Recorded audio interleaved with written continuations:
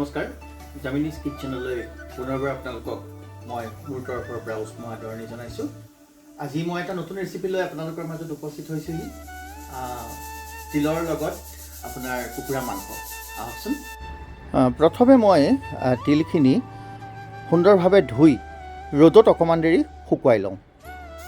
এতিয়া মই চিকেনখিনি ভালদৰে ধুই ল'লোঁ। অলপ আমি নিমখ এড কৰিম, আধা চামুচ হালধি পাউডাৰখিনি আমি অলপ এনেদৰে সানি ল'ম।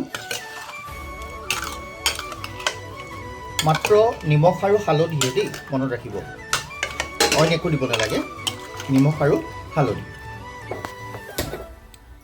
অলপ তেল এড কৰিম, মিঠাতেলো কৰিব পাৰে, মই এতিয়া ৰাইচ ব্ৰেন তেলহে ইউজ কৰিছোঁ। দুখিলা মই তেজপাত এড কৰিম। এতিয়া আমি নিমখ হালধিয়ে সানি থোৱা চিকেনখিনি ইয়াত এড কৰিম।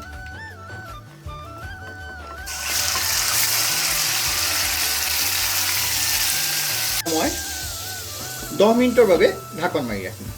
এতিয়া আমি 3টা পিঁয়াজ লৈছোঁ, আদা নহৰু লৈছোঁ আৰু 4টা কেঁচা জলকীয়া লৈছোঁ।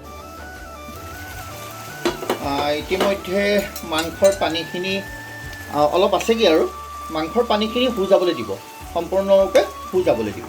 এইখিনি মাংসৰ পানী অলপ আছেগৈ। মাংসৰ পানী শুই নোযোৱা পৰ্যন্ত আমি এইখিনি ফ্ৰাই কৰি দিম। ইতিমধ্যে মাংসৰ পানীখিনি শুহি গৈছে। কমপ্লিট ফ্ৰাই যেতিয়ালৈকে পানীখিনি শুহি শেষ নহয় তেতিয়ালৈকে আমি ফ্ৰাই কৰি থাকিম।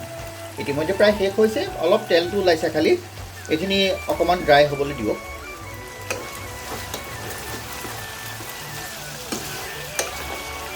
ইতিমধ্যে তিলখিনি শুকাইছেই। মই এতিয়া ডাঙৰ চামুচেৰে 3 চামুচ মই অকণমান জুইত এখন কেৰাহীত মই অকণমান সেকি ল'ম,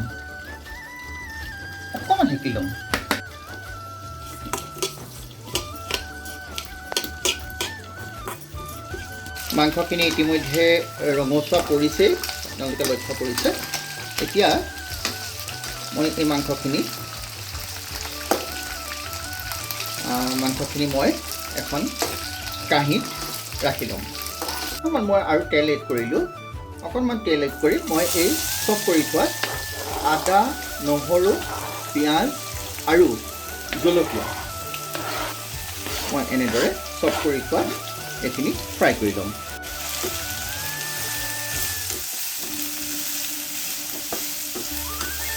পিঁয়াজ, নহৰু, আদা এইখিনিৰ ৰঙচুৱা হৈছে।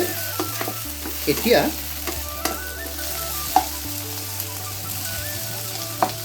মই 1 চামুচ সৰু চামুচেৰে জিৰা দিলোঁ, ধনিয়া পাউডাৰ, চামুচ জালুক, আধা চামুচ হালধি পাউডাৰ, নিমখ আগত যিহেতু দিয়া হৈছে এতিয়া নিমখ বেছি নিদিব। পানী এড কৰিম।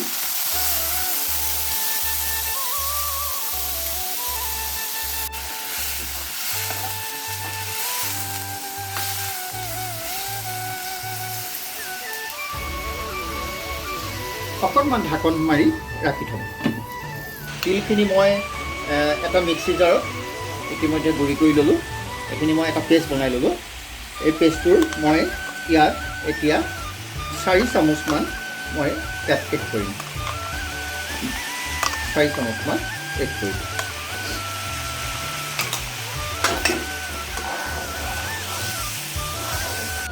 ফ্ৰাই কৰি থোৱা মাংসখিনি ইয়াত মই এই মছলাখিনিৰ লগত এড কৰিম।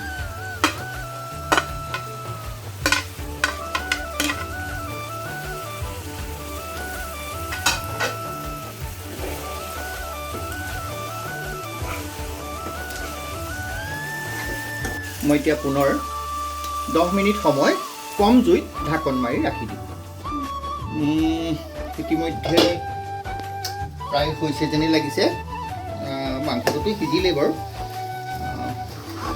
এটা ধুনীয়া গোন্ধ কিন্তু ওলাইছে। এতিয়া আপোনালোককতো মই গোন্ধটো দিব নোৱাৰিম, মই মাত্ৰ ইয়াৰ ৰেচিপিটো আপোনালোকক দেখাবহে পাৰিম, কিন্তু গুণটো মইহে পাম। গতিকে এনেদৰে আপোনালোকে ট্ৰাই কৰি চাব, ট্ৰাই কৰি চালে গম পাব কেনে লাগে খাই।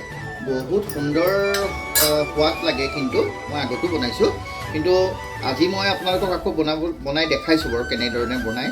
গতিকে মই এতিয়া শেষত অকণমান পানী গৰম পানী অকণমান এড কৰিম বেছি নহয় অকণমান আৰু